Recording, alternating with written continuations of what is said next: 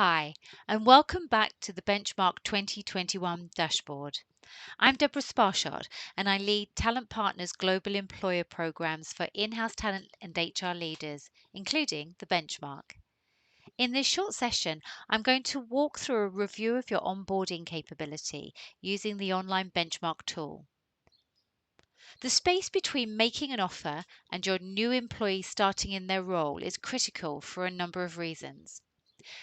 First, you want them to have a positive introduction to the organization, their team, and their role. You want to create brand loyalty, a stickiness about your organization that will fend off counteroffers. You want the new joiner to be excited about starting, and you need them to be informed about your standards, policies, and your expectations. You want them to feel valued and part of the team from the get-go, and you want them to reach role competence as quickly as possible. Most importantly, you want them to turn up on day 1, week 2, and so on. The onboarding experience has been transformed by the pandemic. Not only has the new starter probably had a virtual candidate journey through assessment, but 1 in 3 will now be starting the job sitting in their own home.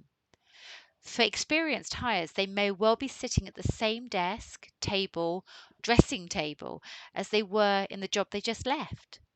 So let's explore how well you are welcoming your new employees and what sort of onboarding experience you're giving them.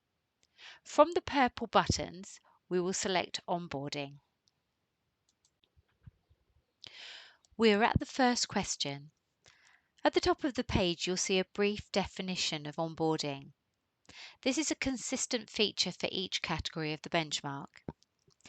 We start by considering how you prepare to make an offer once your chosen candidate is selected. There are 3 simple questions.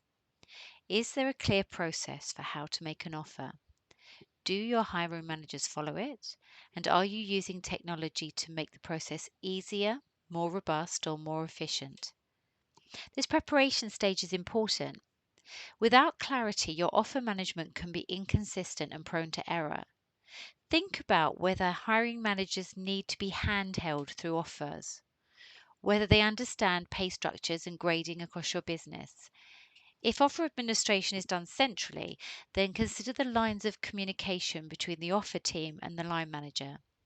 It's fine if your process is fully manual right now. This is about ensuring everyone knows the rules before making an offer.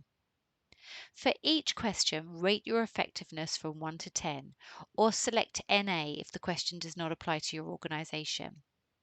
Then click on Next to continue. In question 2, we're looking at how offers are delivered to your chosen candidate. You will notice the same 3 questions are asked. Is there a clear process? Is it followed? And do you have tools to enable it? Process is particularly important if offers are being made directly by the hiring manager, as there's greater risk of inconsistency and the impact of individual communication style. If you don't know how well offers are being executed, this might be something to prioritize in your process review. For now, rate each answer based on your opinion and click Next to continue. Here's question 3. And again, you'll see the same 3 things are asked. This time, you're considering how well you check the documentation of your chosen candidate. For some employers, this part of the process or elements of it are done at the interview stage or at an assessment centre. Obtaining evidence of a candidate's right to work, whether through nationality or visa, is a legal requirement in many countries. Other documents might include licenses, certifications, qualifications, or professional memberships, depending on the role requirements. Where prepared references are usual, these would also be included in your document management process. Rate your process clarity, execution, and tool enablement, and click Next to continue. Question 4. And you have the same pattern of questioning here, now relating to character referencing. Where taking character references is part of your offer process or used in the absence of employment referees, you probably know how sensitive this can be. The referee is generally well known to the offered candidate, and clear and professional communication with them is important to avoid damage to your brand and overall attractiveness as an employer. If your organization does not allow the use of character references, you should select NA throughout this question. Otherwise, rate the effectiveness of how you manage this and click Next to continue. We've come to question 5.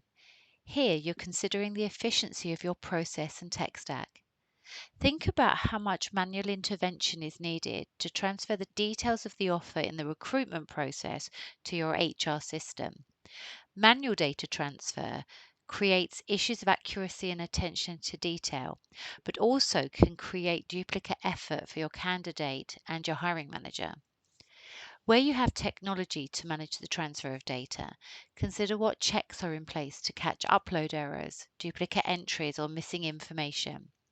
Rate your overall effectiveness out of 10 and click Next to continue.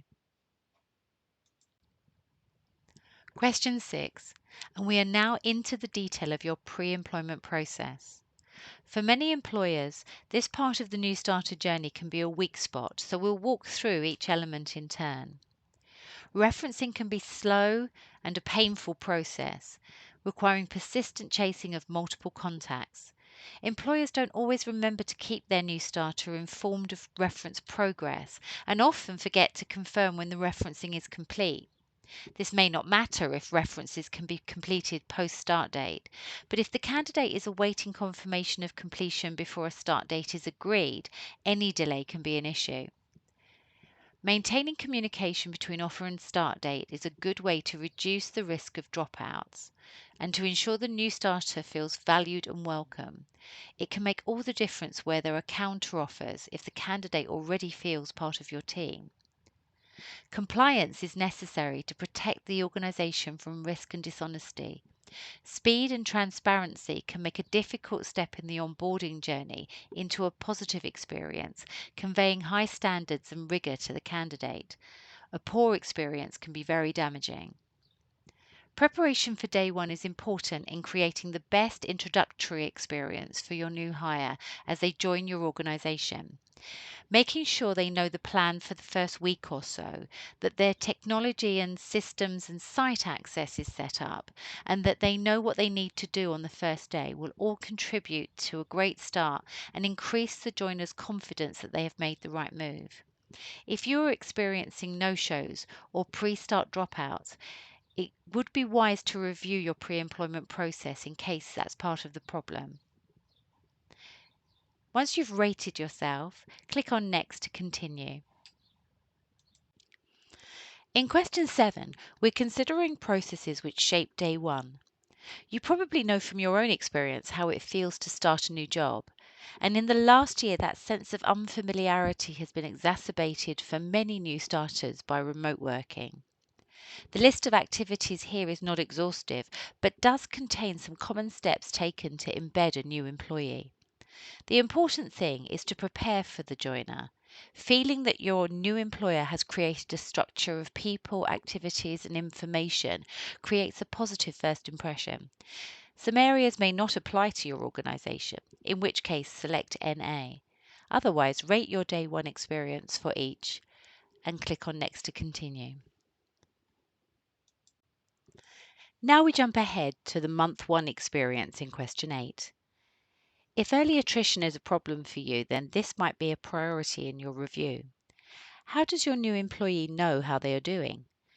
Are there clear expectations about outcomes, and is that supported by communication and connection? It's a good time too to ask about their recruitment experience, which provides important feedback on your process and their candidate journey. Early attrition is generally driven by a gap between expectation and reality. Overselling the job in recruitment can lead to rapid disappointment. A gap between the induction training content and the day job can also lead to early resignations. Rate your new starter's month one experience and click on Next to continue. Question 9, and we're considering the first 3 months of your new starter experience. For some, this may be the end of a probation period. Your new employee may well expect feedback on how they're doing. Many recruitment processes end on the day the new joiner starts, but for in-house talent teams especially, there is a need for follow-up to understand from both the candidate and hiring manager perspective whether the hire has been accurate and relevant. This feedback can help shape continuous improvement, but it also strengthens the relationship between TA and the business. That brings us to the end of our review of your onboarding process.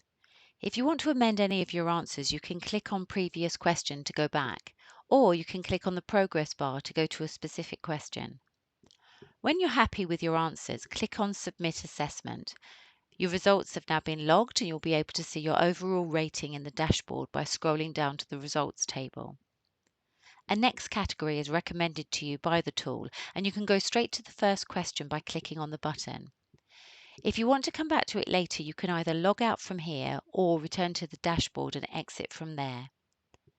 Thank you for letting me take you through a review of your onboarding experience. I hope my insights have helped to give you some perspective on how your organization manages this process. If you would like to discuss any specific areas of challenge, please contact me at deborah@talentpartners.com. If you would like a full analysis of your results for the whole benchmark, this is available to all Talent Advantage members and included in your subscription. Non-members can also purchase the report. Please contact me for further details. Thank you for your time today. Bye for now.